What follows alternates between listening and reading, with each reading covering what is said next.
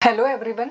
आज हम पढ़ेंगे लेव वाइगोस्की की सोशियो कल्चरल थ्योरी। तो आपको पता है सीटेट में सीडीपी की 30 मार्क्स की वैल्यू है और सीटेट में एक बहुत अच्छी बात ये होती है कि उन्होंने ना अपना एक सिलेबस दिया है, डिफाइंड सिलेबस दिया है और वो उसी में से पूछते हैं मैक्सिमम क्वेश्चन। तो जितनी थियरीज हमने बीएड में पढ़ी होती है वो सारी थियरीज हमें यहाँ नहीं पढ़नी है, बहुत लिमिटेड थियरीज हमें यहाँ पढ़नी है। और उनमें से जो बहुत ही इंपॉर्टेंट थ्योरी है एक, वो है लेव वाइगोस्की की सोशियो कल्चरल थ्योरी। स्टार्ट करते हैं। लेव वाइगोस्की कौन थे? तो लेव वाइगोस्की एक रशियन साइकोलॉजिस्ट थे जिन्होंने सोशियो कल्चरल थ्योरी की और ये ना सोशल कंस्ट्रक्टिविज्म में बिलीव करते थे। ठीक है, अब इनके अकॉर्डिंग कॉग्निटिव डेवलपमेंट की ये थ्योरी थी। तो कॉग्निटिव डेवलपमेंट का मतलब होता है आपके दिमाग का विकास कैसे कैसे होता है। तो लेव वाइगोस्की के अकॉर्डिंग आपके दिमाग के विकास के लिए 3 फैक्टर बहुत ही इंपॉर्टेंट है। सबसे पहला फैक्टर है सोसाइटी, यानी कि सोशल इंटरेक्शन। आप है ना लोगों से जब बात करते हैं तो आप उससे है ना बहुत कुछ सीखते हैं, ऐसा लेव वाइगोस्की मानते थे।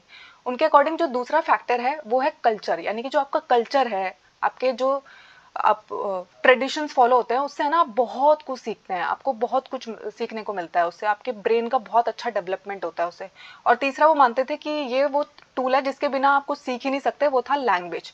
तो जो 3 कॉजेज उन्होंने बताए थे कॉग्निटिव डेवलपमेंट आपके दिमाग के विकास के लिए, वो क्या क्या है? सोसाइटी, सोशल इंटरेक्शन यानी कि कल्चर और लैंग्वेज। तो सोसाइटी, कल्चर, लैंग्वेज ये तीनों बहुत इंपॉर्टेंट है। किसने कहा था ऐसा? लेव वाइगोस्की ने। ये तीनों का रोल बहुत ज़्यादा होता है हमारे दिमाग के विकास के लिए, हमारे कॉग्निटिव डेवलपमेंट के लिए। उसके बाद उन्होंने क्या क्या बताया इस थ्योरी में? तो उन्होंने कहा कि एक होता है जेडपीडी, जिसको कहते हैं जोन ऑफ प्रॉक्सिमल डेवलपमेंट। तो क्या होता है, सीटेट है ना आपको फुल फॉर्म दे देता है, जेडपीडी का फुल फॉर्म बताइए या फिर पी किस चीज़ के लिए स्टैंड करता है। ठीक है, तो आपको ये ध्यान रखना है।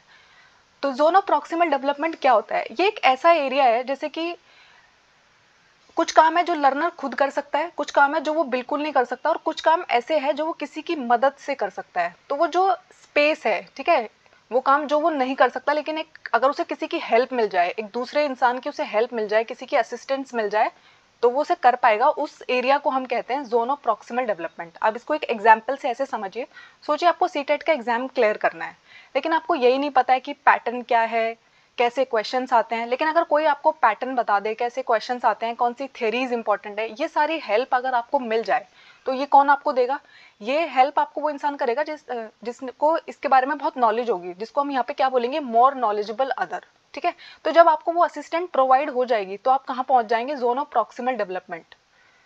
उसके बाद आता है स्कैप फोल्डिंग। तो एग्जाम में ना बहुत ही फेवरेट है ये उनका। स्कैप फोल्डिंग के बारे में वो बार बार पूछते हैं। ठीक है, तो स्कैप फोल्डिंग क्या होती है? तो स्कैफोल्डिंग का मतलब होता है, जैसे मैंने कहा कि किसी मोर नॉलेजेबल अदर की हेल्प चाहिए, तो एक टेम्परेरी हेल्प जो मिलती है। जैसे कि सोचिए किसी बच्चे को ABCD लिखना नहीं आ रहा है, तो टीचर ने उसका हाथ पकड़ के लिखवाना शुरू किया। थोड़े थोड़े दिन टीचर ऐसा लिखवाती रहेगी, धीरे धीरे बच्चा खुद लिखना सीख जाएगा। तो ये जो टेम्परेरी हेल्प टीचर ने की है, तो इसको हम क्या बोलते हैं? स्कैप फोल्डिंग। तो वो पूछते हैं कि ये टेम्परेरी वर्ड है ना, बहुत इंपॉर्टेंट है, क्योंकि ये परमानेंट हेल्प नहीं है। समटाइम वो क्या करेंगे, स्टेटमेंट में लिख देंगे कि permanent help given to learner. ठीक है, लेकिन ये टेम्परेरी हेल्प होती है। ठीक है, तो टेम्परेरी हेल्प का मतलब होता है किसी को अभी कोई काम समझ नहीं आ रहा है, आपने उसे 2 3 4 बार बता दिया और उसके बाद आपने वो सीख जाता है, खुद सीख जाता है, तो इसको हम बोलते हैं स्कैप फोल्डिंग। ठीक है, उसके बाद आता है MKO। तो इसका फुल फॉर्म भी बहुत इंपॉर्टेंट है, आपको पता होना चाहिए कि MKO क्या होता है? More knowledgeable other. तो ये वो इंसान है जो मेरी किसी एरिया में मदद करेगा जहाँ पे मुझे प्रॉब्लम आ रही है। जैसे कि सोचिए मुझे समझ नहीं आ रहा कि CDP में मुझे कौन कौन सी थेरीज पढ़नी चाहिए, तो मैंने किसी से पूछा और उसने मुझे बताया कि ये थेरीज बहुत इंपॉर्टेंट है और मेरा एग्जाम क्रैक हो गया। तो वो इंसान मेरे लिए क्या होगा? वो इंसान मेरे लिए होगा मोर नॉलेजेबल अदर। और ये जरूरी नहीं है कि ये मोर नॉलेजेबल अदर आपसे बड़ा ही होना चाहिए। समटाइम है ना आपसे छोटे इंसान को भी ये बात पता हो सकती है, मतलब वो आपसे एज में छोटा हो सकता है बट उसको नॉलेज हो सकती है इसके बारे में। ठीक है, तो उन्होंने कहा था कि ये एज पे डिपेंड नहीं करता है, और समटाइम ये आपका क्लासमेट ही हो सकता है। ठीक है, तो वो पेयर भी हो सकता है, आपका आपका टीचर हो सकता है, कोई भी हो सकता है। तो मोर नॉलेजेबल अदर का हमेशा आपसे बड़ा होना जरूरी नहीं है। ठीक है, तो क्लियर है ZPD क्या है, स्कैफोल्डिंग क्या है, मोर नॉलेजेबल अदर क्या है? अब इसका एग्जाम्पल कैसे आप इसको समझेंगे? तो सोचिए एक छोटा बच्चा है और वो बाइसिकल चलाना चाहता है, लेकिन वो नहीं चला पा रहा है। तो उसको है ना शुरू शुरू में उसके पापा ने पीछे से बाइसिकल को पकड़ के उसको चलने के लिए बोला कि चलो ठीक है, चलो चलो। थोड़े दिन तक उसके पापा ऐसा करते रहे और अब बच्चा है ना, अगर उसके पापा उसको सपोर्ट नहीं देते हैं, असिस्टेंट नहीं देते हैं, तो भी वो बाइसिकल इजीली चलाना सीख गया है। तो इस केस में मोर नॉलेजेबल अदर कौन है? उसके फादर, ठीक है। और स्कैफोल्डिंग इसमें क्या थी, जो वो टेम्परेरी असिस्टेंट उसके पापा ने उसे प्रोवाइड की थी बाइसिकल चलाने के लिए। और इसके बहुत सारे एग्जाम्पल हो सकते हैं। तो एग्जाम में क्वेश्चन कैसे आता है, जैसे मैंने यहाँ पर ये एक स्मॉल किड वाला एग्जाम्पल लिया ना, यहाँ पर वो बहुत सारे अलग अलग एग्जाम्पल ले सकते हैं। तो आपको देखना है कि कोई जो उसे हेल्प प्रोवाइड कर रहा है वो टेम्परेरी हेल्प है क्या, और अब वो खुद सीख गया क्या। तो जब आप ऐसा ऐसा एग्जाम्पल रीड करेंगे, क्योंकि उसके बाद है कि इस थ्योरी को पढ़ने का एजुकेशनल इम्प्लीकेशंस क्या है, हमें ये थ्योरी पढ़ने की क्या ज़रूरत है, टीचर का इसको पढ़ने की क्या ज़रूरत है, टीचर इस थ्योरी को क्यों पढ़ रहे हैं। तो सबसे पहले उन्होंने कहा था सोशल कंस्ट्रक्टिविज्म, यानी कि वो मानते थे कि आपको है ना लर्निंग बाय डूइंग से तो आप सीखते हैं, लेकिन कहाँ पे लर्निंग बाय डूइंग करेंगे, आप सोसाइटी में लोगों से आप इंटरेक्ट करेंगे तो आप उससे सीखेंगे। तो वो इस बात में बिलीव करते थे। उसके बाद वो क्या मानते थे, कोलैबोरेटिव और कोऑपरेटिव लर्निंग। उन्होंने कहा ना कि मोर नॉलेजेबल अदर आपको वो हेल्प प्रोवाइड कर सकता है। तो कोलैबोरेटिव का मतलब है कि जब आप लोगों के साथ सीखेंगे, ठीक है। अगर आप अपने क्लासमेट्स का एक ग्रुप बना के आपने सोचा कि हम स्टडी करेंगे, ठीक है, तो आप बहुत कुछ सीखेंगे ना, कुछ चीज़ें आपके दोस्त आपको बताएंगे, कुछ चीज़ें आप अपने दोस्तों को बताएंगे, तो इसको कोलैबोरेटिव एंड कोऑपरेटिव लर्निंग कहते हैं। उसके बाद पीयर ट्यूटरिंग, तो पीयर ट्यूटरिंग में भी यही एग्जाम्पल आता है। पीयर ट्यूटरिंग का मतलब होता है कोई मेरी ही एज का है और वो मुझे सिखा रहा है, ठीक है। पीयर बोलते हैं ना उसे, जो हमारी सेम एज ग्रुप का होता है उसको हम बोलते हैं पीयर। तो पीयर ट्यूटरिंग का मतलब है, सोचिए आपको एक टॉपिक में बहुत डिफिकल्टी आ रही थी, आपको वो टॉपिक समझ नहीं आ रहा था, लेकिन आपके दोस्त ने बोला कि मुझे तो ये टॉपिक बहुत अच्छे से आता है। तो आपके दोस्त ने आपको वो टॉपिक एक्सप्लेन कर दिया, आपको वो अच्छे से समझ आ गया, इसको हम बोलते हैं पीयर ट्यूटरिंग, ठीक है। उसके बाद है ना गाइडेड इंस्ट्रक्शन। गाइडेड इंस्ट्रक्शन का मतलब है इसमें कोई मोर नॉलेजेबल अदर हमें हेल्प कर रहा था ना, तो वो हमें गाइड कर रहा था ना, हिंट दे रहा था, सपोर्ट दे रहा था, तो इसलिए गाइडेड इंस्ट्रक्शन के बारे में हम इससे सीखते हैं, ठीक है। तो एजुकेशनल इंप्लीकेशंस क्या क्या है, लेव वाइगोस्की के थ्योरी के, social constructivism, collaborative and cooperative learning, peer tutoring and guided instruction, ठीक है। तो lab by socio cultural theory किसने दी थी, लैब बाई फोल्डिंग। क्या होता है, स्कैप फोल्डिंग उनका बहुत फेवरेट है, ये सीडीपी में तो आते ही आता है, हिंदी और इंग्लिश की जो पैडागोजी होती है वहां पर भी ये क्वेश्चन आपसे पूछा जाता है, ठीक है। आज हम पढ़ेंगे जीन पियाजे की थ्योरी ऑफ कॉग्निटिव डेवलपमेंट, ठीक है। तो सीडीपी का जो सिलेबस है उसमें जीन पियाजे की थ्योरी, लैब वाइगोस्की की थ्योरी, कोलबर्ग की थ्योरी एंड हार्वर्ड गार्डनर की मल्टीपल इंटेलिजेंस थ्योरी, ये वो 4 थ्योरीज है जो आपको जरूर पढ़ के जानी चाहिए, ठीक है। तो जीन पियाजे ने जो थ्योरी दी है उसका नाम है थ्योरी ऑफ कॉग्निटिव डेवलपमेंट। तो कॉग्निटिव डेवलपमेंट का मतलब क्या होता है पहले, तो कॉग्निटिव का मतलब होता है मानसिक विकास, हमारा दिमाग का जो विकास होता है उसको हम बोलते हैं कॉग्निटिव एबिलिटीज, ठीक है। तो जीन पियाजे कौन थे, तो जीन पियाजे जो है वो स्विट्जरलैंड के एक बायोलॉजिस्ट थे, ठीक है, बायोलॉजिस्ट थे, लेकिन वो धीरे धीरे उनका इंटरेस्ट साइकोलॉजी में ज़्यादा बढ़ गया, तो वो चाइल्ड साइकोलॉजिस्ट बन गए, ठीक है। उन्हें ना फादर ऑफ चाइल्ड साइकोलॉजी भी कहा जाता है, ठीक है। और वो ऐसा मानते थे कि जो बच्चे हैं वो नन्हे वैज्ञानिक हैं। तो बहुत बार एग्जाम में सीटेट बार बार पूछता है ये वाला स्टेटमेंट कि ऐसा कौन मानते थे कि चाइल्ड आर लिटिल साइंटिस्ट, ठीक है। तो ऐसा जीन पियाजे मानते थे। ये रेडिकल कंस्ट्रक्टिविज्म में बिलीव करते थे। कंस्ट्रक्टिविज्म का मतलब होता है कि ये मानते थे कि लर्निंग बाय डूइंग से आप सीखते हैं। अगर आप बच्चा एक्टिविटी खुद कर रहा है, टीचर का रोल सिर्फ फैसिलिटेटर का है, वो सिर्फ वहाँ उसे जब वो अटकेगा उसे बताने के लिए, उसे हिंट देने के लिए, लेकिन बच्चे के पास अपनी पूरी नॉलेज होती है और वो सीख जाता है करते करते, ठीक है। उन्होंने क्या किया था, ये पहले ऐसे साइंटिस्ट हैं जिन्होंने क्या किया, अपने ही 3 बच्चों पे उन्होंने एक्सपेरिमेंट किया था, ठीक है। उन्होंने बहुत सारे एक्सपेरिमेंट, ये जो उनकी थ्योरीज है ये उन्होंने अपने ही बच्चों पर ऑब्जर्व की। उनके 3 बच्चे थे, उनके ऊपर उन्होंने बहुत सारे एक्सपेरिमेंट कंडक्ट किया और उसके बेसिस पे उन्होंने ये थ्योरी दी है, ठीक है। तो हमें क्या क्या पता होना चाहिए कि फादर ऑफ चाइल्ड साइकोलॉजी कौन है, जीन पियाजे, ठीक है। ऐसा स्टेटमेंट किसने दिया था कि child are little scientist, Jean पियाजे ने, ठीक है। और ये रेडिकल कंस्ट्रक्टिविस्ट थे। कभी कभी है ना आपसे पूछा जाता है, आपको पता है लेव वाइगोस्की जो है वो सोशल कंस्ट्रक्टिविस्ट है, ठीक है, क्योंकि वो सोसाइटी को ज्यादा रोल देते हैं। उनका मानना है कि आप जो भी कुछ सीखते हो वो सोसाइटी से सीखते हो, सोशल कंस्ट्रक्ट।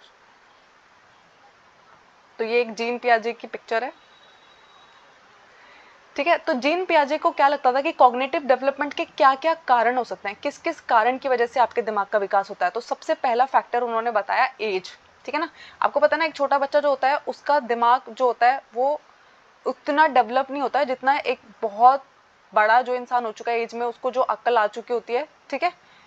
तो एज, बायोलॉजिकल मैच्योरेशन जिसको हम कहते हैं, ठीक है। तो जैसे जैसे हम हमारा एज बढ़ता है वैसे वैसे हमारे दिमाग के जो सेल्स है वो भी बढ़ते हैं और हमारी जो एक्सपीरियंसेस है वो भी बढ़ते हैं और उसकी वजह से हमारा कॉग्निटिव डेवलपमेंट होता है, ठीक है।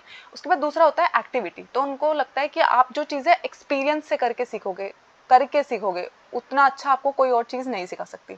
इसका एग्जाम्पल ये है, सोचो आपको किसी ने बताया कि 10th क्लास के बोर्ड में है ना ये चीज़ होती है, ये चीज़ होती है, ये चीज़ होती है, 10th बहुत हार्ड होती है, लेकिन जब आप खुद 10th में जाओगे, ठीक है, जब आपने खुद उस चीज़ों को किया होगा तो आपको लगा होगा ऐसा ज़रूरी नहीं है। हो सकता है एक इंसान है उसको पढ़ना बहुत अच्छा नहीं लगता तो उसे ऐसा लगा होगा कि बोर्ड बहुत हार्ड होते हैं, लेकिन एक इंसान है उसे पढ़ना बहुत अच्छा लगता है तो उसे ऐसा कुछ नहीं लगेगा, ठीक है। तो हर चीज़ है ना जब आप खुद एक्सपीरियंस करते हो तो आप उसको सीखते हो, ठीक है। जैसे आप जब बीएड में आपने एडमिशन लिया होगा तो बहुत सारे लोगों ने आपको बोला होगा कि बीएड करने का तो कोई फायदा नहीं है, ठीक है, कुछ ने बोला होगा बहुत अच्छा है, ठीक है, लेकिन जब आप खुद कर रहे हो आपका पर्सनल एक्सपीरियंस डिफरेंट डिफरेंट होगा, ठीक है। उसके बाद आता है इक्विलिब्रेशन। इक्विलिब्रेशन का मतलब होता है कि आप कंफ्यूजन से बैलेंस की तरफ जाते हो। इसको एग्जाम्पल से आप समझिएगा। सोचिए आप एक कोर्स में एडमिशन ले रहे हो, अभी आपको उस कोर्स के बारे में कुछ भी नहीं पता है, आपको समझ भी नहीं आता वहाँ पे क्या सब्जेक्ट्स पढ़ाए जाएंगे, कौन से एक्सपेरिमेंट्स होंगे, कोई एक्सपेरिमेंट होगा कि नहीं होगा, एग्जामिनेशन की जो स्कीम है वो क्या होगी, ठीक है। और जैसे सीटेट के बारे में है, आपको नहीं पता कि सीटेट का पैटर्न क्या है, ठीक है, उसके प्रीवियस ईयर क्वेश्चन में कैसे क्वेश्चन आते हैं, क्या होगा, ठीक है। लेकिन धीरे धीरे जब आप सीटेट के प्रीवियस ईयर क्वेश्चंस करने लग जाएंगे, ठीक है, आप वो सारी थ्योरीज सिलेबस सब कुछ कर लेंगे तो धीरे धीरे आपको सब समझ आने लग जाएगा ना सीटेट के बारे में, तो आप है ना कंफ्यूजन से बैलेंस की तरफ चले गए हो। और इस प्रोसेस को, जिस प्रोसेस के थ्रू आप इस बैलेंस तक पहुंचे हो, उस प्रोसेस का नाम उन्होंने दिया इक्विलिब्रेशन, ठीक है, इक्विलिब्रेशन। उसके बाद उन्होंने कहा सोशल इंटरेक्शन, कि आप है ना सोसाइटी से भी बहुत कुछ सीखते हो, लेकिन सोसाइटी को है ना इतना ज़्यादा इन्होंने इंपॉर्टेंस नहीं दिया था, इग्नोर नहीं किया, लेकिन इतना इंपॉर्टेंस नहीं दिया जितनी इंपॉर्टेंस किस उन्होंने दिया है, लेव वाइगोस्की ने। उनकी थ्योरी का क्या नाम है, सोशियो कल्चरल थ्योरी, ठीक है। बार बार मैं ऐसा इसलिए बोलती हूँ कि आपको याद हो जाए कि कौन सी थ्योरी किसने दी है, ठीक है। मॉरल डेवलपमेंट थ्योरी कोलबर्ग ने दी है, ठीक है, और सोशियो कल्चरल थ्योरी लेव वाइगोस्की ने दी है, और जीन पियाजे की थ्योरी का नाम है थ्योरी ऑफ कॉग्निटिव डेवलपमेंट, ठीक है। तो 4 फैक्टर्स क्या क्या है, age, activity, equilibration and social interaction. ये फैक्टर्स कभी कभी है ना एग्जाम में पूछे जाते हैं, causes of cognitive development according to Jean पियाजे, ठीक है। तो यहाँ पे ना वो किसी एक को चेंज कर देंगे या फिर वो चारों लिख के पूछेंगे ऑल ऑफ द अबव, ठीक है। तो आपको पता होना चाहिए, याद होने चाहिए। उसके बाद आता है उन्होंने एक टर्म दिया स्कीमा। तो स्कीमा होता क्या है, स्कीमा को अगर आप बहुत ही शॉर्ट फॉर्म में समझना चाहते हैं तो उसको हम है ना माइंड मैप्स कहते हैं, ठीक है। माइंड मैप का मतलब ऐसे होता है, जब एक छोटा बच्चा होता है और उसे आपने है ना एक किसी एनिमल को देख के आपने उसे बोला कि ये डॉग है, ठीक है, तो उसने बच्चे ने ऐसा ऑब्जर्व किया उसकी एक पूंछ है और उसकी 4 टांगे है। अगली बार उसने एक गाय को देखा और उसने बोला कि ये भी डॉग है, तो आपने कहा नहीं नहीं ये डॉग नहीं है, ये तो काऊ है। लेकिन बच्चे का जो स्कीमा बना, माइंड मैप उसने जो बनाया कि कोई भी अगर 4 लेग्ड होता है और उसकी एक टेल होती है तो उसको क्या बोलते हैं, डॉग बोलते हैं, ठीक है। लेकिन धीरे धीरे जब आप उसको समझाएंगे, करेक्ट करेंगे, तो वो अपने स्कीमा को अपडेट कर लेगा। तो ये जो हम अपने माइंड में पिक्चर बनाते हैं, जैसे कि सोचिए मैंने बोला एलिफेंट, तो एकदम से आपके माइंड में एक पिक्चर आई ना, आपने एक माइंड मैप बना रखा है ना कि एलिफेंट कैसा दिखता है। अगर मैंने एकदम से बोला एप्पल, तो आपके माइंड में एक पिक्चर आ रही है ना, तो उसी पिक्चर को हम बोलते हैं माइंड मैप्स और स्कीमा, ठीक है। जीन पियाजे इसको बोलते थे स्कीमा। स्कीमा भी बहुत इंपॉर्टेंट है। उसके बाद आता है कॉग्निटिव फंक्शनिंग, ठीक है। तो पियाजे ने बोला कि एक इंसान जो है जब किसी भी चीज को स्टार्ट करता है तो वो डिसइक्विलिब्रियम पे होता है, एक बच्चा भी जो होता है वो डिसइक्विलिब्रियम पे होता है, धीरे धीरे वो इक्विलिब्रियम पे पहुंचता है, और जिस प्रोसेस के थ्रू वो पहुंचता है उस प्रोसेस का नाम मैंने अभी आपको बताया था इक्विलिब्रेशन, ठीक है। तो इक्विलिब्रेशन तक पहुंचने के 2 तरीके हैं, एक है अडेप्टेशन और एक है ऑर्गेनाइजेशन, ठीक है। तो जैसे कि इसको ऐसे देखिए, जब एक छोटा बच्चा होता है, जब वो पैदा होता है तो वो अपने सहारे पे बैठ भी नहीं पाता है, खाना भी नहीं खा पाता, लेकिन धीरे धीरे वो सब कुछ सीख जाता है ना खुद से करना। तो ये जो उसका डिसइक्विलिब्रियम से इक्विलिब्रियम पे जाने का पूरा प्रोसेस है, इक्विलिब्रेशन के थ्रू जो उसने सीखा उसको हम क्या बोलते हैं, और ये वो रीच कैसे करता है, वहां तक पहुंचता कैसे है, इन 2 प्रोसेस के थ्रू, अडेप्टेशन एंड ऑर्गेनाइजेशन के थ्रू।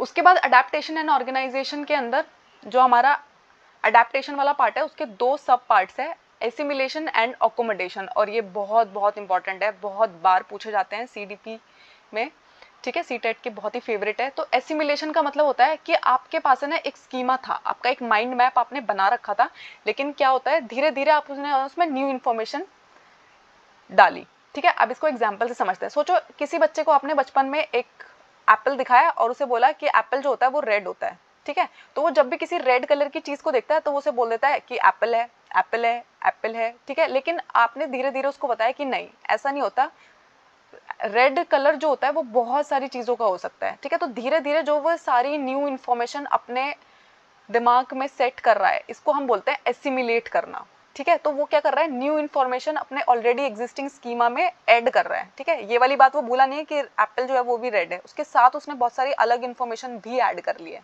ठीक है, इसको हम बोलते हैं एसिमिलेशन। दूसरा प्रोसेस होता है एकोमोडेशन। ठीक है, इसका मतलब होता है जब आपने एक न्यू स्कीमा बनाया, ठीक है, आप किसी जगह पे गए और अब आपको है ना उस जगह पे दोबारा जाना है, तो आपने है ना उसका एक पूरा का पूरा रोड मैप अपने दिमाग में तैयार कर लिया, तो इसको हम बोलते हैं स्कीमा।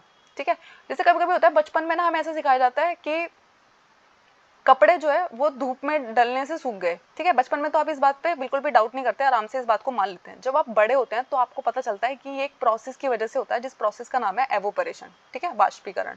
ठीक है, तो इसकी वजह से कपड़े सूखते हैं। ठीक है, तो आपने ना वो एक न्यू स्कीमा बना लिया, अब आप अपनी बचपन की कहानी पे बिलीव नहीं करेंगे। ठीक है, जैसे बचपन में आपसे कहा जाता है कि भूत होते हैं, ठीक है, आप उसको भी मान लेते हो आराम से, लेकिन जब आप बड़े हो जाते हो, आपका साइंटिफिक टेम्परामेंट आपके अंदर आ जाता है, लॉजिक आपके अंदर आ जाता है, तो आप समझ जाते हो कि ये सारी बातें जो है वो सही नहीं थी, तो आप है ना उस स्कीमा को एकदम डिलीट कर देते हो और न्यू जो स्कीमा और इन्फॉर्मेशन अब आपके पास है उसको हम बोलते हैं एकोमोडेशन।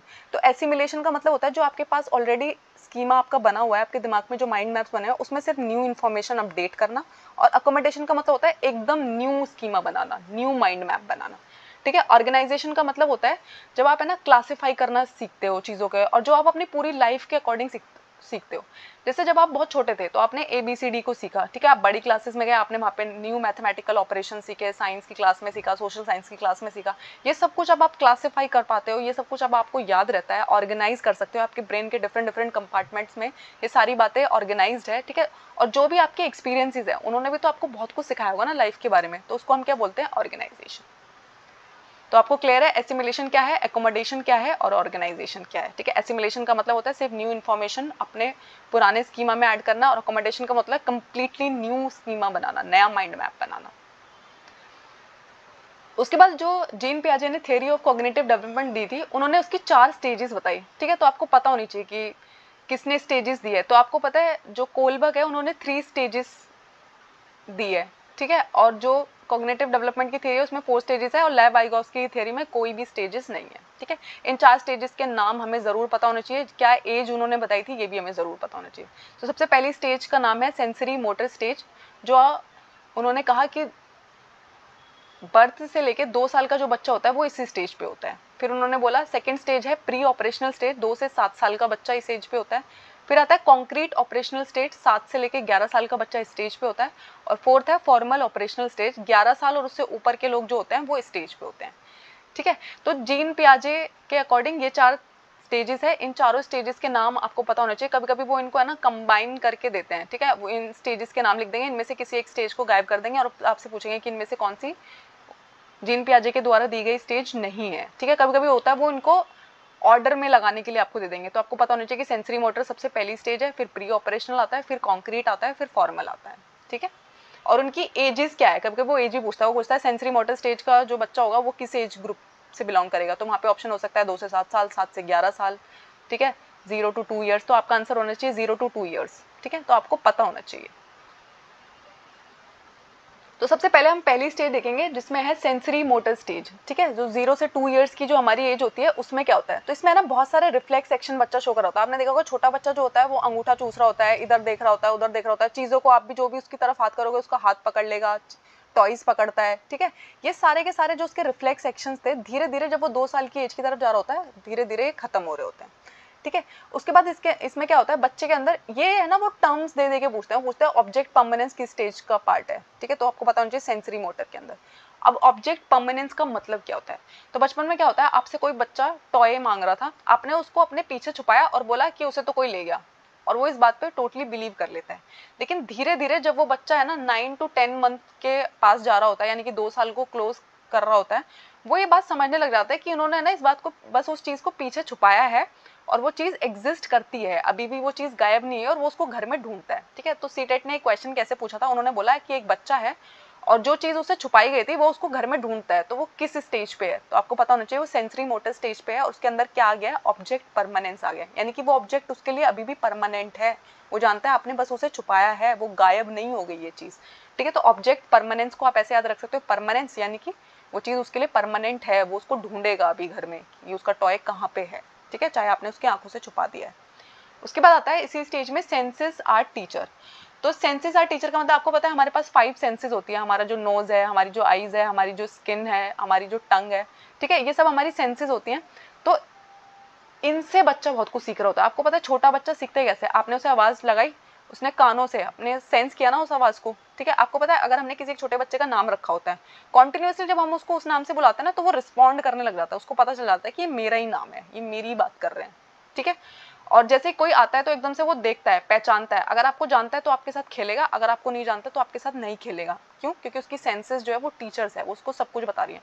तो एग्जाम में ये भी क्वेश्चन आता है कि सेंसेस आर टीचर, ये किस स्टेज में होता है? तो सेंसरी मोटर स्टेज का पार्ट। गोल डायरेक्टेड बिहेवियर दिखाता है। गोल डायरेक्टेड बिहेवियर का मतलब होता है आपने कोई एक टॉय को एक डिस्टेंस पे रखा और उसे बोला कि देखो क्रॉल करके इसको लेने आओ, तो धीरे धीरे वो स्लो स्लो चलेगा, बीच में गिरेगा, रुकेगा भी, लेकिन जाएगा और उसको उठा के लेके आएगा उस टॉय को, ठीक है। तो इसको हम क्या बोलते हैं? गोल डायरेक्टेड बिहेवियर। उसके पास एक गोल है कि मुझे वो टॉय उठा के लेके आना है। उसके बाद है ना इस स्टेज में बच्चे के अंदर डेफर्ड इमिटेशन देखने को मिलता है। तो इमिटेशन का मतलब होता है किसी की नकल करना।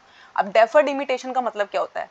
तो डेफर्ड इमिटेशन का मतलब होता है जैसे उसने अपनी मम्मी को कुछ करते हुए देखा था सुबह, तो वो सुबह उस बिहेवियर को रिपीट नहीं कर रहा है, शाम में वो उस बिहेवियर को रिपीट कर रहा है, यानी कि जब वो चीज हो रही थी उस वक्त नहीं, बाद में वो उस बिहेवियर को रिपीट कर रहा है, तो इसको हम बोलते हैं डेफर्ड इमिटेशन।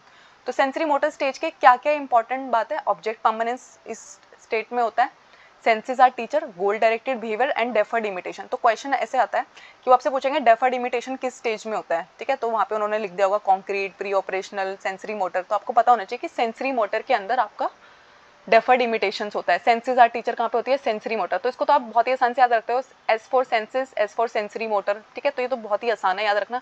और आप है ना किसी भी छोटे बच्चे को इमेजिन करिएगा कि आपके घर में अगर कोई भी 0 से 2 ईयर्स का बच्चा है तो वो ऐसी ऐसी हरकतें करता है कि नहीं करता, ठीक है।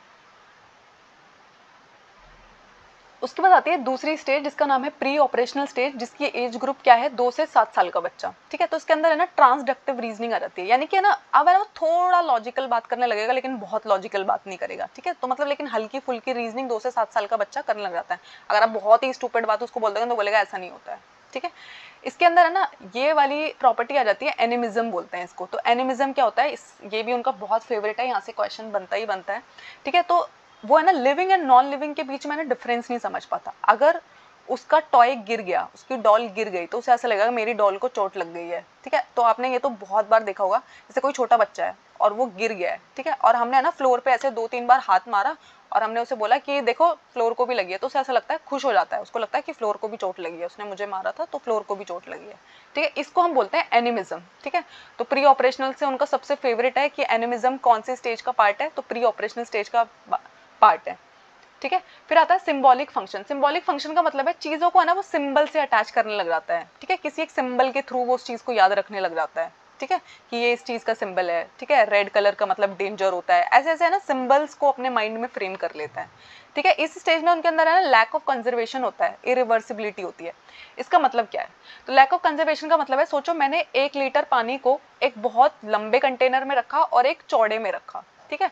तो वो डिफरेंस नहीं समझ पाया। मैंने उनसे पूछा कि ज्यादा किस में है, तो उसने क्या बोला, लंबे वाले में उसको ज्यादा पानी भरा हुआ दिख रहा था, उसने बोला कि इसमें ज्यादा है। लेकिन ऐसा नहीं होता ना, दोनों में मैंने 1 लीटर पानी ही लिया है, लेकिन जो फैला हुआ है उसको ये नहीं पता है कि 1 लीटर तो 1 लीटर होता है, चाहे मैं उसको फैला के रखूं चाहे मैं उसको लंबाई में रखूं, ठीक है। तो उनके अंदर है लैक ऑफ कंजर्वेशन होता है, उनको नहीं पता कि 1 लीटर का मतलब 1 लीटर है, उससे फर्क नहीं पड़ता है कि आपने उसको किस टाइप के कंटेनर में स्टोर किया है। जो उनको ज्यादा दिख रहा होगा ना, आंखों से ज्यादा दिख रहा होगा, वो उस पर बिलीव करते हैं, ठीक है। इसका एक फनी सा एग्जांपल ये है, सोचो आपने है ना मैगी बनाई और आपने सोचा कि मेरे को अपने भाई को कम देनी है, तो आपने ना उसकी मैगी फैला फैला के रख दी और अपने ना थोड़ी कम रखी, तो उसको लगेगा हाँ कि ज्यादा मुझे मिली है, तो वो उसको खा जाएगा अगर उसके अंदर लैक ऑफ कंजर्वेशन है। और अगर उसके अंदर लैक ऑफ कंजर्वेशन नहीं है तो समझ जाएगा कि आपने क्या स्मार्टनेस की है। उसके बाद होता है इरिवर्सिबिलिटी। इरिवर्सिबिलिटी का मतलब है जैसे आप एक बच्चे को पार्क लेके गए, तो उसे ये तो पता है कि घर से पार्क जाने का रास्ता क्या है, लेकिन उसको अगर आप बोलोगे ना घर चले जाओ, तो वो बोलेगा मुझे तो रास्ता ही नहीं पता। तो उसको ये नहीं पता है कि जिस रास्ते से हम घर से पार्क आए हैं उसी रास्ते से हम पार्क से घर भी जा सकते हैं, ठीक है। तो इरिवर्सिबिलिटी होती है उसके अंदर, उसको है ना अभी ये वाली बात समझ नहीं आती है 2 से 7 साल के बच्चों। वैसे आजकल 2 से 7 साल के बच्चे बहुत स्मार्ट है, लेकिन जीन पियाजे के अकॉर्डिंग यही वाली बात है। उसके अकॉर्डिंग उन्होंने, जीन पियाजे ने भी बोला ईगो सेंट्रिक होता है। इस स्टेज में ना बच्चा अपने आप को बहुत ज्यादा स्मार्ट समझता है, उसको लगता है कि मुझे सब कुछ पता है, बाकी सबको कोई नॉलेज नहीं है। तो ईगो सेंट्रिज्म होता है प्री ऑपरेशनल स्टेज में बच्चे के अंदर। उसके बाद आती है third stage, concrete operational stage, 7 से 11 साल के बच्चे। तो आपको एज ग्रुप याद रखनी है, बहुत बार इनसे क्वेश्चन आता है, ठीक है। अब है ना उसकी लॉजिकल थिंकिंग स्टार्ट हो गई, अब है ना बहुत ज्यादा लॉजिक की बात करेगा, कॉन्क्रीट थिंकिंग आ गई। तो आपको पता है एब्स्ट्रैक्ट एंड कॉन्क्रीट थिंकिंग क्या होती है, हम अलग से एक क्लास भी करेंगे इसके ऊपर, लेकिन कॉन्क्रीट थिंकिंग का मतलब होता है कॉन्क्रीट, जो चीज मेरे सामने है, प्रत्यक्ष है, ठीक है, उसको मैं सच मानूंगी, ठीक है। एब्स्ट्रैक्ट थिंकिंग का मतलब होता है एक ऐसी बात सोचना जो अभी है ना, जिसको मैं टच नहीं कर सकती, छू नहीं सकती, मेरे सामने नहीं है, बात बस मेरे दिमाग में है, ठीक है। कॉन्क्रीट का मतलब होता है, जैसे मैंने कहा सोफा, तो सोफा मेरे घर में है ना, तो वो चीज जो एग्जिस्ट करती है, जब हम उसके बारे में सोच पाते हैं, उसको हम बोलते हैं कॉन्क्रीट थिंकिंग, ठीक है। अब बच्चे के अंदर रिवर्सिबल थिंकिंग आ गई है, ईगो खत्म हो गया, अब वो इतना ईगोइस्टिक नहीं रह गया, अब वो दूसरों की बात भी समझता है। रिवर्सिबल थिंकिंग का मतलब ये है कि अगर आप उसे घर से पार्क लेके गए, तो अब उसे ये भी पता है कि पार्क से मैं घर कैसे वापस जाऊंगा, ठीक है। उसके बाद उसमें है ना ये 3 वर्ड आ जाते हैं, CCS करके, इसको याद रखिएगा, कंजर्वेशन, क्लासिफिकेशन एंड सीरिएशन। इसका मतलब क्या है, अगर अब आपने उसे 1 लीटर पानी दिया, चाहे आपने उसे फैला के दिया, कैसे भी दिया, लेकिन वो समझ जाएगा कि 1 लीटर होता है, इससे फर्क नहीं पड़ता कि आपने उसे किस कंटेनर में रखा। क्लासिफिकेशन, क्लासिफिकेशन का मतलब होता है जब आप चीजों को ग्रुप करना सीख जाते हो, ठीक है। जैसे मैंने आपको 5 प्लांट दिए और 5 टॉयज दिए, तो मैंने बोला इनको है ना क्लासिफाई करके रख दो, तो आप है ना 5 जो प्लांट्स है उनको एक साइड पे रखोगे और 5 टॉयज को एक अलग साइड पे रखोगे। इसका मतलब है आपके अंदर क्लासिफिकेशन की प्रॉपर्टी है, ठीक है। अगर आप ऐसा नहीं करते, आप उनको मिक्स करके रख रहे हो, इसका मतलब है आपको क्लासिफिकेशन के बारे में नॉलेज नहीं है। क्लासिफाई करने का मतलब है हमें चीजों को ग्रुप करना आता है कि कौन सी चीज किस ग्रुप में रखी जाएगी, ठीक है। उसके बाद आता है सीरिएशन। सीरिएशन का मतलब होता है चीजों को सीरीज में लगाना। अगर मैंने आपको एक सीरीज दी 1 2 5 7 10, ठीक है, तो आप है ना इसको लॉजिकली अरेंज कर दोगे। अगर मैं बोलूंगी इसको इंक्रीजिंग ऑर्डर में लगाओ, आप लगा दोगे, मैं बोलूंगी डिक्रीजिंग ऑर्डर में लगाओ, आप लगा दोगे, क्योंकि आपको अब सीरीज के बारे में इंफॉर्मेशन है, ठीक है। उसके बाद है ना ट्रांजिविटी आ जाती है यहाँ पे। ट्रांजिविटी रीजनिंग का मतलब होता है, जैसे मैंने आपको एक प्रॉब्लम दी है यहाँ पे कि 1 जो है, 1 और 2 के बीच में जो रिलेशन है, 2 जो है वो ग्रेटर है, 2 और 3 के बीच में जो रिलेशन है उसमें 3 ग्रेटर है, तो 1 एंड 3 के बीच में क्या रिलेशन होगा, तो आप है ना इस लेवल पे बता दोगे कि 1 जो है वो स्मॉलर देन 3 है, ठीक है। तो ये वाली जो रीजनिंग होती है ये आप में इस स्टेज पे आ जाती है। लेकिन अगर हम इससे पहले वाली स्टेज की बात कर रहे होते तो वहां पर कंजर्वेशन नहीं होता, क्लासिफिकेशन नहीं होता, ट्रांजिविटी भी नहीं होती उनके अंदर, ठीक है। तो आपको याद रखनी है कि कॉन्क्रीट थिंकिंग कहाँ से स्टार्ट होती है, ठीक है। तो कितना आसान है कॉन्क्रीट थिंकिंग, एंड यहाँ पे वर्ड भी है कॉन्क्रीट ऑपरेशनल स्टेज, ठीक है। तो कॉन्क्रीट का मतलब होता है जो चीज हमारे सामने हो, जिसको हम छू सकते हैं, जो देखी जा सकती है, ठीक है। उसके बाद आता है हमारी 4th stage, farmer operational stage. इसमें ना 11 साल और उससे ऊपर के बच्चे आते हैं। यहाँ पे ना एब्स्ट्रैक्ट थिंकिंग स्टार्ट हो जाती है। आपको पता है एक एज होती है जहाँ बहुत साइंटिफिक सोचने लग जाते हो, आप है ना उन बातों को भी सोच पाते हैं जो शायद जरूरी नहीं है कि आपके सामने हो, आपकी फैमिली कह रही हो, आपके माइंड में अपने अपने डिजाइन आ जाते हैं, थिंकिंग आते हैं। फिलोसफर्स के अंदर ये बहुत ज्यादा देखने को मिलती है, आपको पता है ना। फिलोसफर्स, आपने बीएड में, डिप्लोमा में बहुत सारे फिलोसफर्स के बारे में पूछा होगा, तो उनके अंदर है ना एब्स्ट्रैक्ट थिंकिंग की पावर होती है, ठीक है। उसके बाद है ना वो हाइपोडिडक्टिव रीजनिंग करने जाते हैं। हाइपोडिडक्टिव रीजनिंग का मतलब होता है बहुत ही हाई लेवल की रीजनिंग अब आप कर सकते हो। हाइपोथेसिस का मतलब होता है जब आप ब्रेन में सोचते हो कि ये चीज पॉसिबल है कि नहीं है। हाइपोथेसिस का मतलब होता है इमेजिन करना, सिचुएशंस को इमेजिन करना, ठीक है, उसका भी आप रीजन जब आप सोच पाओ, ठीक है। तो बहुत ही हाई लेवल की साइंटिफिक रीजनिंग आपके अंदर आ जाती है, प्रॉब्लम सॉल्विंग आपके अंदर आती है। तो जैसे जैसे आपको पता है ना, हमारी एक पर्टिकुलर एज पे जब हम आ जाते हैं, हमारे अंदर इतनी मैच्योरिटी आ जाती है कि कोई एक ओरिजिनल प्रॉब्लम अगर मुझे दी गई, मैं उसको भी सॉल्व कर लूंगी। कैसे? क्योंकि अब मेरे अंदर हाइपोथेटिव डिडक्टिव रीजनिंग अवेलेबल हो गई है, ठीक है। तो ये है हमारी 4 स्टेजेस। अब एजुकेशनल इम्प्लीकेशंस क्या है? एजुकेशनल इम्प्लीकेशंस के मतलब है कि टीचर्स को क्यों पढ़ाई जा रही है ये थियोरीज, आपको और मुझे क्यों पढ़नी है ये थियोरीज, ठीक है। तो सबसे पहली बात है कि इन थियोरीज को बनाने का साइकोलॉजिस्ट का कोई तो रीजन रहा होगा ना, उन्होंने क्यों बनाई ये थियोरीज, ठीक है। तो सबसे पहला है, उन्होंने बताया कि कंस्ट्रक्टिविज्म, ठीक है। तो उन्होंने क्या कहा, मैंने आपको पहले बोला कि जीन पियाजे जो है वो रेडिकल कंस्ट्रक्टिविस्ट थे। तो वो मानते थे कि आप है ना लर्निंग बाय डूइंग से सीखते हो। आजकल आप देखते हो स्कूल्स में ना लर्निंग बाय डूइंग को बहुत प्रमोट किया जाता है, पहले ऐसा नहीं हुआ करता था। पहले ऐसा माना जाता था कि टीचर को सब कुछ पता है और जो बच्चा है वो टेबुला रासा है, ठीक है, यानी कि खाली बर्तन है वो, और जो टीचर उसमें नॉलेज डालती है बस वही होती है। लेकिन आजकल हम मानते हैं कि बच्चों के अंदर बहुत नॉलेज है और हमें सिर्फ फैसिलिटेट करनी है। तो टीचर का रोल क्या है? फैसिलिटेटर का रोल है। ये सब बातें हमने किन थियोरी से सीखी? इन्हीं थियोरी से सीखी, ठीक है। उसके बाद हमारे अंदर प्रॉब्लम सॉल्विंग, हमें इस बात से पता चला ना, अभी हमने देखा ना 4th स्टेज में कि प्रॉब्लम सॉल्विंग आ जाती है, ठीक है। और उन्होंने कहा कि बहुत सारे बच्चों में ना इंडिविजुअल डिफरेंसेस होते हैं, हर बच्चा अलग होता है। कोई बच्चा मैथ्स में बहुत अच्छा होता है, कोई बच्चा आर्ट्स में बहुत अच्छा होता है, कोई बच्चा सोशल साइंस में बहुत अच्छा होता है, ठीक है। तो हमें है ना ये देखना चाहिए कि करिकुलम उसी के अकॉर्डिंग डिजाइन किया जाए। ये नहीं कि आप सब बच्चों को बस बोल रहे हो कि आपको बहुत अच्छा मैथमेटिशियन बनना है, नहीं। हो सकता है कोई बच्चा आर्ट में बहुत अच्छा है, वो आर्ट में बहुत अच्छा फ्यूचर बना सकता है, बहुत बड़ा पेंटर बने, ठीक है। एज अप्रोप्रिएट करिकुलम होना चाहिए, क्योंकि आपको देखा अपने 4 स्टेजेस उन्होंने दिए और डिफरेंट डिफरेंट एज भी बताया। तो उन्होंने बोला कि एक बच्चा है, सोचो वो प्री ऑपरेशनल स्टेज पे है, ठीक है, वो तो ट्रांसडक्टिव रीजनिंग कर ही नहीं पाता, वो तो कंजर्वेशन समझ नहीं पाता, और मैं उसको एक बहुत बड़ी बड़े कंजर्वेशन के प्रॉब्लम उसको वहाँ पे दे दूँ मैथ्स में, तो वो तो कर ही नहीं पाएगा ना उनको सॉल्व, क्योंकि उसको तो ये बात पता ही नहीं है कि कंजर्वेशन का प्रिंसिपल क्या है। तो आपका जो करिकुलम है वो एज अकॉर्डिंग डिजाइन होना चाहिए। आपको पता है जब हम छोटे होते हैं तो हमें बहुत अलग चीजें पढ़ाई जाती है। एवोपरेशन हमें 6th क्लास में भी पढ़ाया जाता है, 11th क्लास में भी पढ़ाया जाता है, कॉलेज लेवल पे भी पढ़ाया जाता है, तो है तो एवोपरेशन ही ना। ऐसे क्यों किया जा रहा है? क्योंकि सबसे पहले आपको बस एवोपरेशन की एक नॉर्मल सी डेफिनेशन बता दी जाती है, फिर आपको ना एवोपरेशन के रीजंस बताए जाते हैं, ठीक है, फिर आपको उसके बारे में और भी डिटेल्स, थ्योरीज, सब कुछ बताया जाता है। क्यों? क्योंकि उनको लगता है कि अब आपके दिमाग का इतना विकास हो गया है कि आप ये बड़ी बड़ी बातें भी समझ पाओगे, ठीक है। तो एजुकेशनल इम्प्लीकेशंस हमें इसलिए पता होने चाहिए कि यह है जीन पियाजे की थ्योरी के एजुकेशनल इम्प्लीकेशन।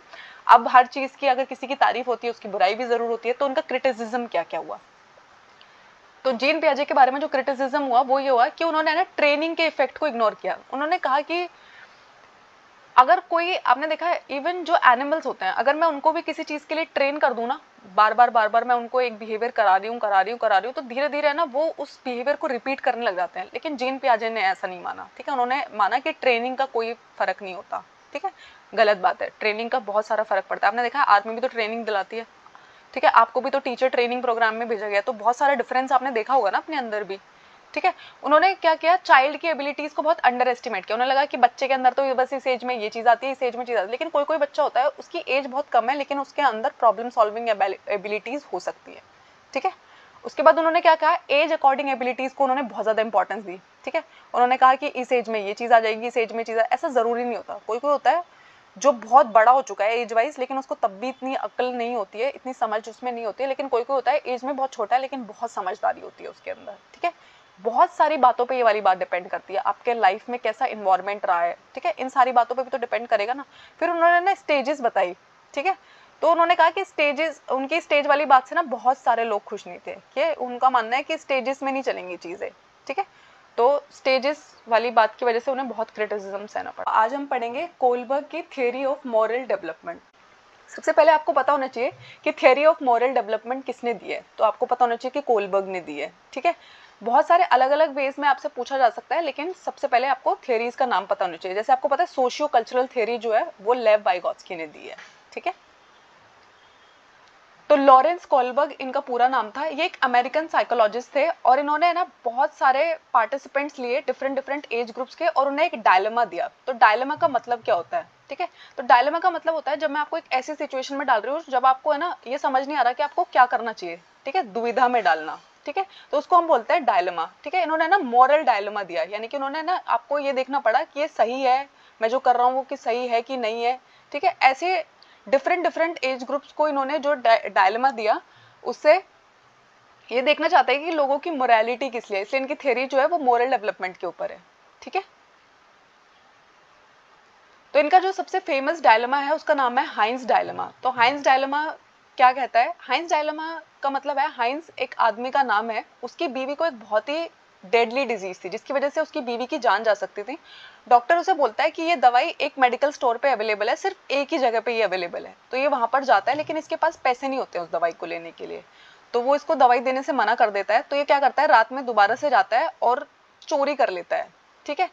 तो कोलबर्ग ने अपने पार्टिसिपेंट से पूछा कि हाइंस ने जो किया वो सही है कि नहीं है। तो डिफरेंट डिफरेंट एज ग्रुप्स के लोगों ने डिफरेंट डिफरेंट आंसर दिया। अब आप ये सोचिए कि उसने सही किया कि नहीं किया। उसकी वाइफ की जान बचाने के लिए उसने चोरी कर ली, क्या ये सही है?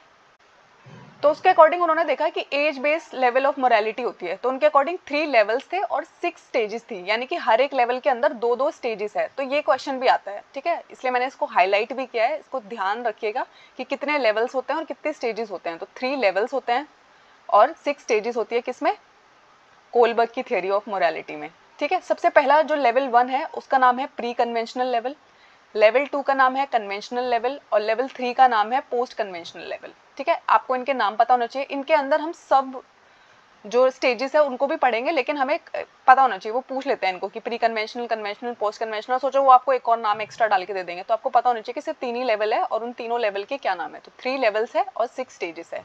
कोलबर्ग से क्या क्या इंपॉर्टेंट है, पहले कि मॉरल डेवलपमेंट थ्योरी दी, फिर उन्होंने कौन सा डायलेमा दिया था, हाइंस डायलेमा उन्होंने अपने पार्टिसिपेंट्स को दिया था, ठीक है। और उन्होंने कितने लेवल बताए, कितने स्टेजेस बताई, उन्होंने 3 लेवल्स बताए और 6 स्टेजेस बताई। अब हम उनको देखते हैं।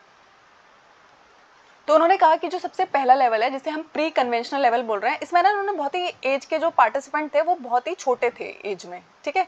तो उन्होंने कहा कि वो 2 लेवल को फॉलो करते हैं। पहला है पनिशमेंट एंड ओबीडियंस, यानी कि उनकी मोरालिटी सिर्फ इस बात पर डिपेंड करती है। छोटे बच्चों को हम ऐसा बोलते हैं ना कि अगर तुमने ये काम किया तो तुम्हें टॉफी मिलेगी, अगर ये काम नहीं किया तो आपको पनिशमेंट मिलेगी, ठीक है। तो इन बच्चों ने क्या जवाब दिया इस एज के बच्चों के अकॉर्डिंग, तो बस ये बात है कि किसी चीज के लिए या तो आपको तारीफ मिलती है या तो फिर सजा मिलती है। तो उन्होंने कहा कि उसने चोरी की है तो उसे जेल में जाना पड़ेगा, चाहे कोई भी कारण था, चाहे उसकी बीवी की जान जा रही थी, लेकिन उसे जेल में जाना पड़ेगा, ठीक है। ये हमारा पहला लेवल प्री कन्वेंशनल के अंदर पनिशमेंट एंड ओबीडियंस को जो फॉलो करता है, ठीक है।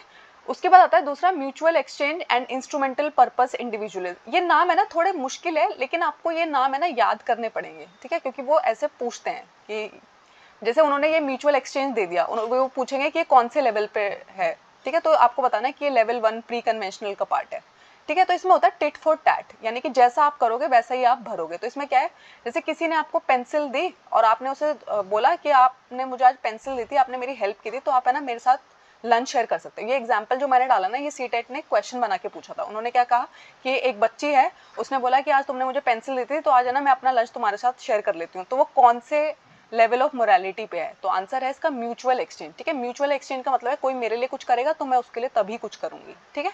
इसको टिट फॉर टैट भी बोलते हैं, ठीक है। आई होप लेवल 1 आपको क्लियर हो गया। प्री कन्वेंशनल के 2 पार्ट है, punishment and obedience and mutual exchange, ठीक है। तो ये जो मोरालिटी है ये बहुत ही नॉर्मल मोरालिटी है, छोटे बच्चों में पाई जाती है ज्यादातर, ठीक है।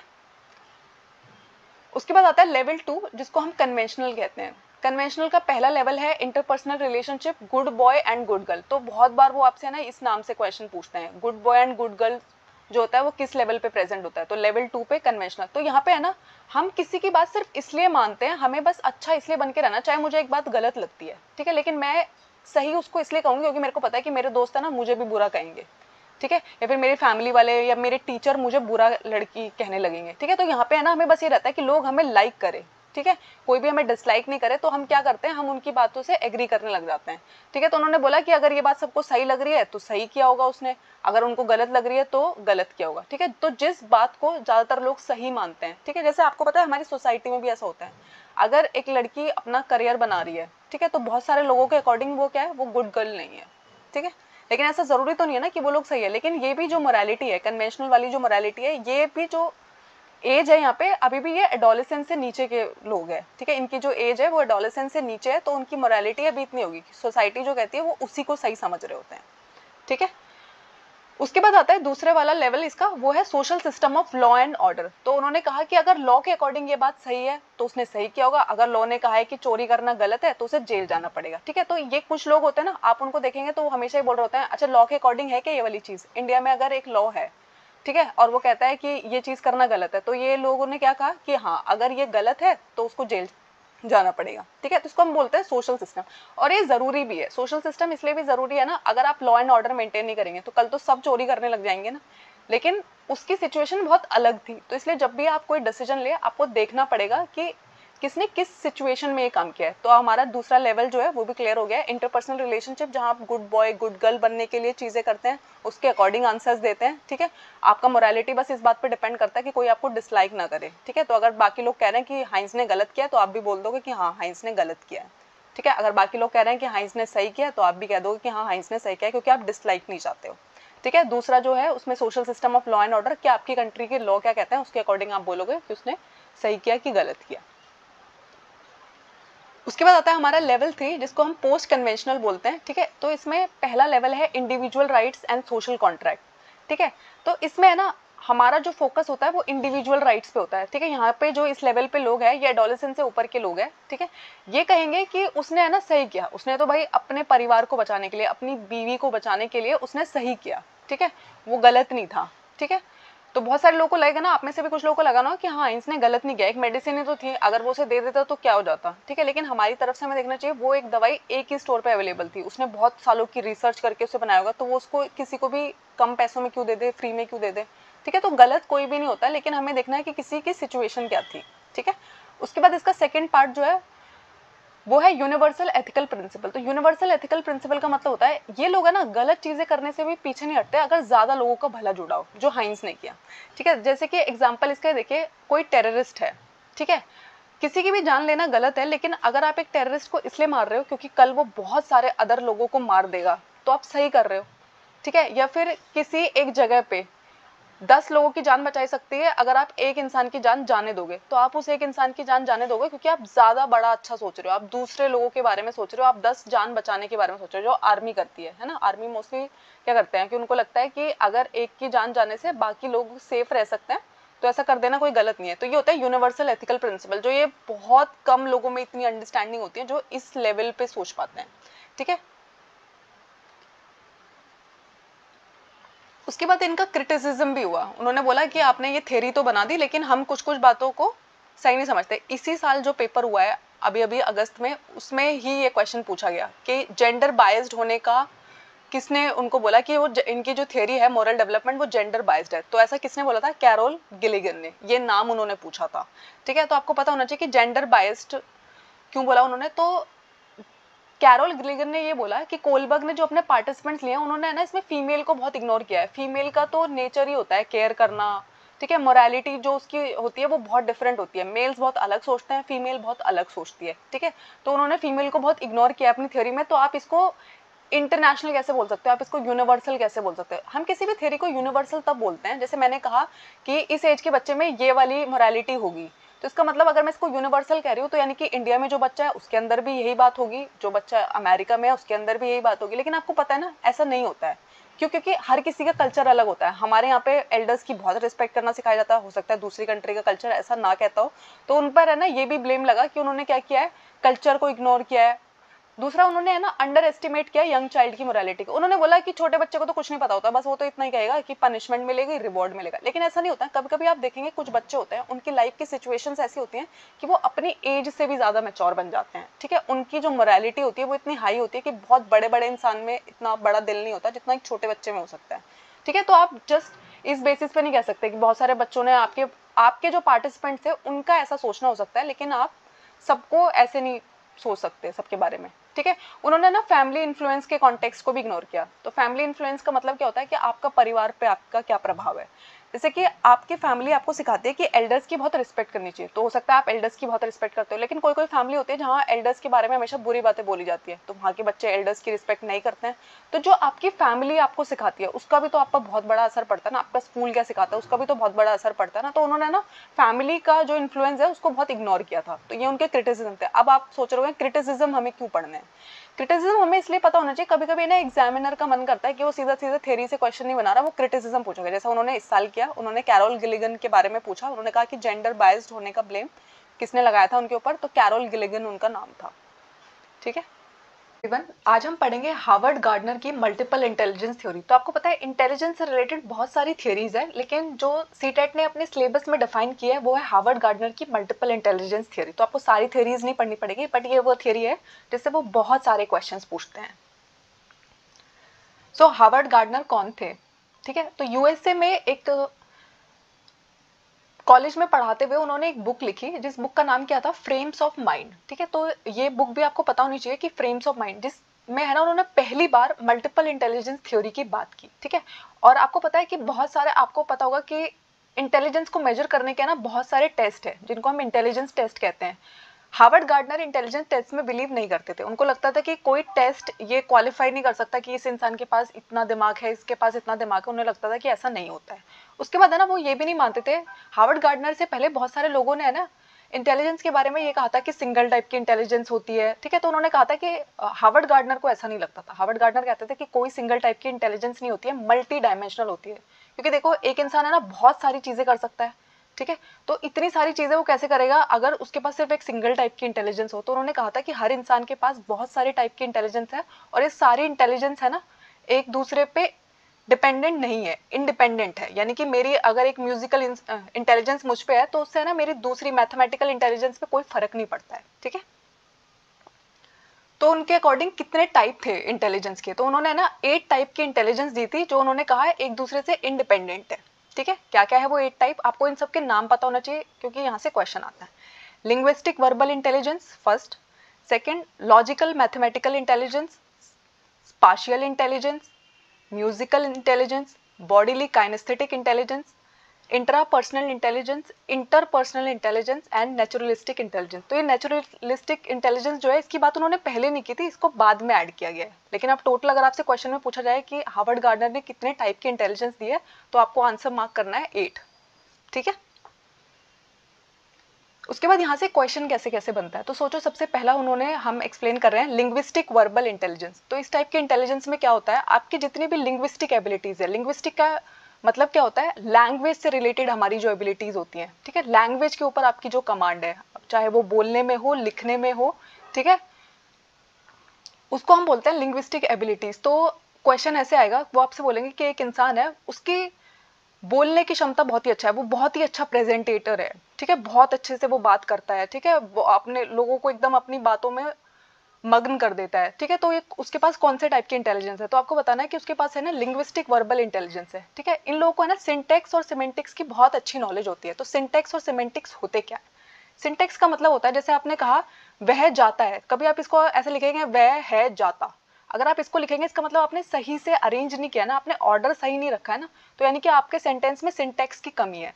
तो जब आप है ना एक सेंटेंस को सही फॉर्म में बोलते हैं, सही अरेंज करते हैं, उसको हम बोलते हैं सिंटेक्स, ठीक है। उसके बाद आता है सिमेंटिक्स। सिमेंटिक्स का मतलब होता है कुछ वर्ड्स होते हैं जिनका कोई मीनिंग नहीं, जैसे ए, ठीक है, तो खाली अगर सिर्फ ए है, मैंने ए बोला है, इसका तो कोई मीनिंग नहीं है ना। लेकिन अगर मैंने बोला एप्पल, तो एप्पल का मतलब होता है सेब, तो सेब का यानी कि कोई सिमेंटिक है और ए का कोई सिमेंटिक नहीं है, ठीक है। तो सिमेंटिक वो वर्ड्स होते हैं जिनका कोई मीनिंग होता है। उसके बाद क्या होता है, ये जो लिंग्विस्टिक वर्बल इंटेलिजेंस है ये कैसे लोगों में पाई जाती है, तो जो राइटर्स होते हैं, लिरिसिस्ट होते हैं, यानी कि जो गाने लिखते हैं, ठीक है, एंकर्स जो टीवी पे एंकरिंग करते हैं, ठीक है, लॉयर्स, ठीक है, जो कॉम्प्लेक्स थिंग्स को है ना बहुत इजीली समझाते हैं। जैसे कि सोचिए अभी दो कंट्रीज के बीच में वॉर हो रहा है, ठीक है, तो उस वॉर को सिंपल लैंग्वेज में आपको जो समझा दे कि क्यों हो रहा है, क्या रीजंस है, ठीक है, तो उसको हम क्या बोलेंगे कि उनकी लिंग्विस्टिक वर्बल इंटेलिजेंस बहुत ही हाई है। इसके एग्जाम्पल कौन है, गुलजार और रविंद्रनाथ टैगोर। तो गुलजार जो है वो एक बहुत ही फेमस लिरिसिस्ट है और रविंद्रनाथ टैगोर ने बहुत सारी। उसके बाद आती है हमारी दूसरे टाइप की इंटेलिजेंस जो है लॉजिकल मैथमेटिकल इंटेलिजेंस। तो इस टाइप की इंटेलिजेंस में आपकी वो सारी स्किल्स आ जाती है जो आपकी मैथमेटिक्स एंड लॉजिक के फील्ड में होती है। तो आपने कुछ लोगों को देखा है उनकी मैथमेटिकल एबिलिटीज बहुत हाई होती है, वो माइंड में ही कैलकुलेशन कर लेते हैं, उनको पेपर की भी जरूरत नहीं पड़ती है, ठीक है। उनकी रीजनिंग एबिलिटी भी बहुत अच्छी होती है, जैसे आप उनको कोई प्रॉब्लम दोगे वो फटाफट उसका रीजनिंग आपको निकाल के देंगे, ठीक है। तो ऐसे लोग जो होते हैं वो इंडक्टिव और डिडक्टिव दोनों टाइप की रीजनिंग में बहुत अच्छे हैं, बहुत ही जल्दी पजल्स को सॉल्व कर लेते हैं। और मैं सिर्फ उन पजल्स की बात नहीं कर रही हूँ, हम सिर्फ जो रीजनिंग के क्वेश्चंस होते हैं उनकी बात नहीं हो रहे हैं। ऐसे लोगों का है ना लाइफ में भी बहुत अच्छा रीजनिंग एबिलिटी होती है। रीजनिंग एबिलिटी का मतलब होता है जैसे कोई चीज़ हुई तो उसके पीछे का कारण वो बहुत जल्दी और बहुत अच्छे से समझा पाते हैं, ठीक है। तो ऐसे लोग जो होते हैं ये प्रॉब्लम सॉल्वर्स होते हैं, ठीक है, बहुत ही अच्छी प्रॉब्लम सॉल्विंग करते हैं। साइंटिफिक टेम्परामेंट होता है इनका। साइंटिफिक टेम्परामेंट का मतलब होता है, देखो साइंस के एक्सपेरिमेंट करने के लिए ना एक बहुत ही अलग माइंडसेट आपका होना चाहिए, ठीक है। आपको है ना different different combinations and permutations लगा लगा के चीज़ें देखनी होती है। तो ऐसा टेम्परामेंट सबके पास नहीं होता, लेकिन जिनका लॉजिकल इंटेलिजेंस बहुत हाई होता है उनके पास होता है। उसके बाद कौन कौन से प्रोफेशंस इसमें आते हैं, तो मैथमेटिक्स के जो प्रोफेसर होते हैं, फिजिक्स को जो पढ़ाते हैं, फिलोसफर्स जो होते हैं, ठीक है। तो फिजिक्स में है ना मैथ्स का बहुत रोल होता है। और फिलोसफर्स इसमें क्यों आ रहे हैं, क्योंकि लॉजिक की बात हो रही है। आपको पता है फिलोसफर है ना बहुत ही लॉजिकल बातें करते हैं, ठीक है, और वो ऐसी बातें भी सोच पाते हैं जो किसी ने नहीं सोची। उसी थिंकिंग को हम क्या कहते हैं, एब्स्ट्रैक्ट थिंकिंग, ठीक है, जो दुनिया में कहीं एग्जिस्ट नहीं कर रही, बुक में कहीं पढ़ाई नहीं गई थी, लेकिन फिर भी वो उस बात को सोच पाए और बाद में उनकी बात सही भी निकलती है। तो इसके एग्जाम्पल कौन है, एल्बर्ट आइंस्टाइन जो बहुत ही फेमस फिजिक्स के साइंटिस्ट थे, और प्लेटो जो एक बहुत ही फेमस फिलोसोफर है, ठीक है। तो यहाँ से क्वेश्चन ना ऐसे आता है, आपको आपसे ऐसा बोला जाएगा कि कोई इंसान है एक्स और वो बहुत ही अच्छा मैथ्स सॉल्व कर लेता है, डिडक्टिव रीजनिंग कर लेता है, तो उसके पास है ना कौन से टाइप की इंटेलिजेंस है, तो आपका आंसर होना चाहिए लॉजिकल मैथमेटिकल इंटेलिजेंस, ठीक है। उसके बाद आता है थर्ड टाइप का इंटेलिजेंस जो उन्होंने बताया, वो है विजुअल स्पाशियल इंटेलिजेंस। तो स्पाशियल इंटेलिजेंस का मतलब होता है ऐसे लोग जो होते हैं ना इनका है ना स्पेस को लेके बहुत ही अच्छा नॉलेज होता है, बहुत ही अच्छा विजन होता है। ये इजीली किसी भी पैटर्न को पहचान लेते हैं, किसी भी ग्राफ को, मैप को। तो इसमें क्या होता है ना, जैसे आप किसी एक कोई खाली प्लॉट है, उसको ये देखने गए इंजीनियर ने, उस प्लॉट को देखा, एकदम से वो है ना इमेजिन कर लेगा इतने फ्लोर की बिल्डिंग बनाऊंगा, ऐसा रूम बनेंगे, ऐसी ऐसी ये चीज़ें फैसिलिटीज़ यहाँ पे प्रोवाइड की जाएगी। क्यों, क्योंकि उनको स्पेस के बारे में है ना बहुत ही, जैसे वो किसी स्पेस को देखते हैं तो उसे 3D इमेजिनेशन उनका बहुत ही अच्छा है। ठीक है। तो जो आर्किटेक्ट्स होते हैं, जो बिल्डिंग्स बनाते हैं, इंटीरियर डिजाइनर जो घर को देखते हैं खाली रूम जहाँ आपको कुछ नहीं दिख रहा, लेकिन वो एकदम से देख लेते हैं कि हम यहाँ पे ये वाला फर्नीचर लगाएंगे तो बहुत अच्छा लगेगा, ठीक है। उसके बाद कार्टोग्राफर जो है ना मैप्स बनाते हैं, तो कार्टोग्राफर कहते हैं किसको, जो लोग मैप्स बनाते हैं। इंजीनियर्स, नेविगेटर और स्कल्पचर्स। तो स्कल्पचर्स कौन होते हैं, जो मूर्तियां बनाते हैं। तो जैसे वो एक पत्थर के टुकड़े को देखते हैं, वो देखते हैं अगर मैं इसमें से ना ये एक्स्ट्रा पीसेस हटा दूंगा तो इतनी सुंदर मूर्ति निकल के बाहर आ जाएगी। तो ऐसे लोगों का स्पाशियल इंटेलिजेंस बहुत हाई होता है, ठीक है। उसके बाद आता है फोर्थ टाइप का इंटेलिजेंस, जिसको बोलते हैं म्यूजिकल इंटेलिजेंस। तो म्यूजिकल इंटेलिजेंस का मतलब होता है जो लोग है ना गाने के फील्ड में बहुत ज्यादा फेमस होंगे, म्यूजिक के फील्ड में, ठीक है। उनको पिच की बहुत अच्छी नॉलेज होगी, रिदम की, ठीक है। उसके बाद है ना ऐसे लोगों को है ना सिंगिंग एंड इंस्ट्रूमेंट से खेलना बहुत पसंद होगा, गाना गाना बहुत पसंद होगा, इंस्ट्रूमेंट्स प्ले करना बहुत पसंद होगा। म्यूजिकल पैटर्न को बहुत इजीली पहचान लेते हैं, टोन्स में डिफरेंस जानते हैं और बहुत ही मेलोडियस वॉइस होती है। आपने देखा है कुछ सिंगर्स होते हैं वो इतनी अच्छी आवाज में गाते हैं बिना ऑटो ट्यून यूज किए भी, ठीक है। तो कुछ लोगों की आवाज इतनी मेलोडियस होती है, और इसके एग्जाम्पल कौन है, लता मंगेशकर और AR रहमान। तो यहाँ से क्वेश्चन कैसे बनते हैं, तो ये जो 8 टाइप्स की इंटेलिजेंस है, कभी कभी तो वो पूछ लेते हैं कि हार्वर्ड गार्डनर ने कितने टाइप की इंटेलिजेंस दी, उसका आंसर है 8। उसके बाद है ना वो इन हर टाइप के इंटेलिजेंस के है ना आपको फीचर्स पता होने चाहिए। तो म्यूजिकल, अगर जैसे उन्होंने बोला कि एक इंसान है, उसको है ना पैटर्न्स की, टोन्स की, पिच की बहुत अच्छी नॉलेज है, तो उसके पास कौन से वाली इंटेलिजेंस है, तो आपको पता होना चाहिए कि उसके पास म्यूजिकल इंटेलिजेंस है, ठीक है। इसके एग्जांपल है लता मंगेशकर और AR रहमान। उसके बाद आता है फिफ्थ टाइप का इंटेलिजेंस, जो है बॉडीली काइनेस्थेटिक इंटेलिजेंस। तो बॉडीली काइनेस्थेटिक इंटेलिजेंस का मतलब है ऐसे लोग जिनको है ना अपनी बॉडी को बहुत अच्छे से और पर्पसफुल मूवमेंट करना उनको आता है। यानी कि अगर वो चाहते हैं कि उनका हाथ इतने डिग्री पे मूव हो जाए, यहाँ से मूव हो जाए, सिर्फ इतना ही बाहर जाए उनका पैर, तो वो है ना ऐसा कर पाते हैं। तो ऐसे लोग है ना डांसिंग में बहुत अच्छे होते हैं, स्पोर्ट्स में बहुत अच्छे होते हैं। तो आपने देखा है डांस करने के लिए ना आपको डिफरेंट डिफरेंट मुद्रा बनानी पड़ती है। तो अगर आपका अपनी बॉडी पे कंट्रोल नहीं होगा, आपका हाथ कहीं भी जा रहा है, आप परफेक्ट टाइम पे वो नहीं कर पा रहे, तो आपने देखा जब डांसर्स डांस करते हैं तो एकदम ऐसे रिदम में डांस करते हैं, है ना। सबके हाथ एक साथ ऊपर जा रहे हैं, नीचे आ रहे हैं, ठीक है। कोऑर्डिनेशन होता है बहुत ज्यादा। तो बॉडीली काइनेस्थेटिक इंटेलिजेंस उनमें बहुत हाई होता है, तभी वो ऐसा कर पाएंगे। उसके बाद है ना स्पोर्ट्स पर्सन। आपने देखा है जब वो कैच कर रहे होते हैं तो एकदम से ना वो ट्राई करते हैं कि वो कैच पकड़े और वो बाउंड्री लाइन से टच नहीं होना चाहिए। तो ऐसा कंट्रोल, ऐसा कोऑर्डिनेशन अपनी बॉडी पे होना उनका बहुत इंपॉर्टेंट है, ठीक है। बहुत ही फास्ट रिएक्शन टाइम होना चाहिए। जैसे बॉल उनकी तरफ आ रही है तो एकदम से उनको पता है कि इसको मुझे हिट करना है, इसको मुझे कैच करना है। तो अगर बहुत स्लो उनका रिएक्शन होगा तो नहीं कर पाएंगे ना, ठीक है। तो कौन कौन से प्रोफेशन इसमें आते हैं, स्पोर्ट्स पर्सन, डांसर्स, जिमनास्ट और सर्जन्स। अब इसमें मैंने सर्जन्स क्यों लिखा है, तो जो सर्जन्स होते हैं, सोचिए वो आपके दिल की सर्जरी कर रहे हैं और उनका अपनी बॉडी पे, अपने हाथों पर बहुत अच्छा कंट्रोल नहीं है, तो आप एक जरा सा गलत कट और आपके हार्ट से पूरा का पूरा ब्लड बाहर हो जाएगा, आपकी डेथ हो जाएगी। तो सर्जन्स का है ना बहुत ही अच्छा कंट्रोल होता है, इतना स्मॉल सा वो स्कैल्पेल होता है और जिससे वो है ना एकदम ध्यान से कट लगाते हैं, ठीक है। तो सर्जन्स के अंदर भी बॉडीली काइनेस्थेटिक इंटेलिजेंस बहुत हाई होता है, ठीक है। इसके एग्जाम्पल है विराट कोहली और बिरजू महाराज। अच्छा, बिरजू महाराज है कौन, तो बिरजू महाराज एक डांसर है जो कौन सा डांस सिखाते थे, कथक। और कथक कहाँ का डांस है, यूपी का।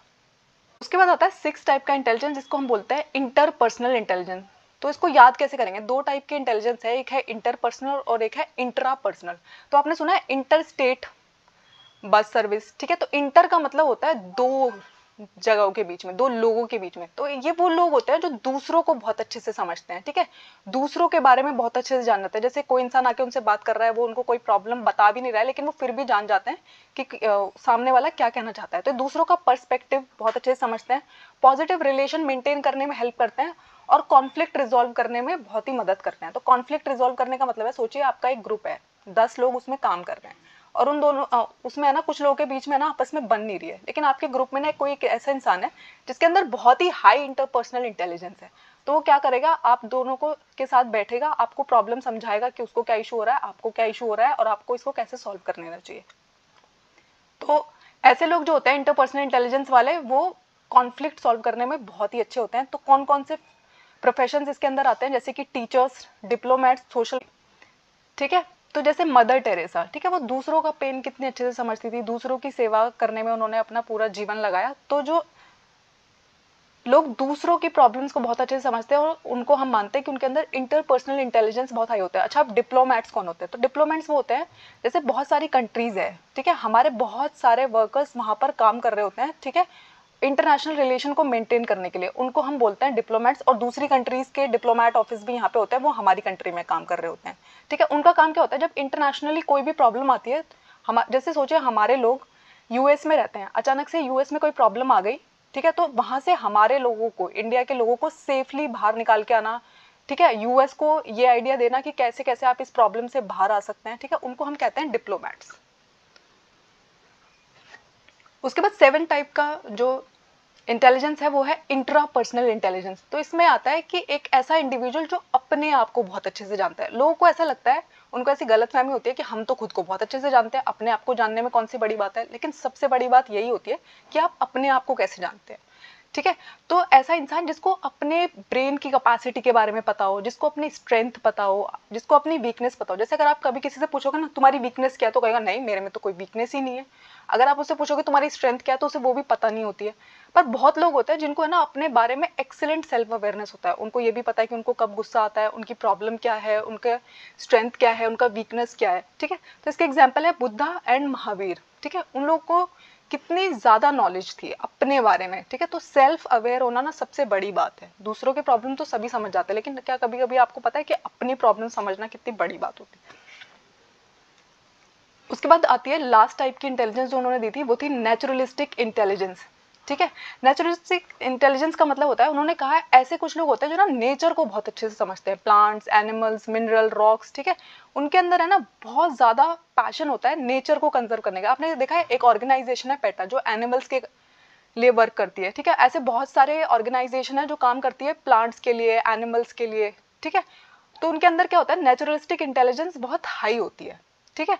तो जैसे जैसे कुछ प्रोफेशंस है, बॉटनिस्ट एंड जूलॉजिस्ट। तो बॉटनिस्ट का मतलब होता है जो प्लांट्स के कंजर्वेशन के लिए वर्क करते हैं, प्लांट्स की स्टडी करते हैं। जूलॉजिस्ट वो होते हैं जो एनिमल्स की स्टडी करते हैं, ठीक है। इसमें जो एग्जाम्पल इन्होंने दिया है वो है चार्ल्स डार्विन, ठीक है। इन्होंने है ना बर्ड्स के ऊपर, गैलापागोस आइसलैंड पे इन्हें कुछ बर्ड्स मिले थे, उनके बीक शेप्स के बारे में इन्होंने बताया था, ठीक है।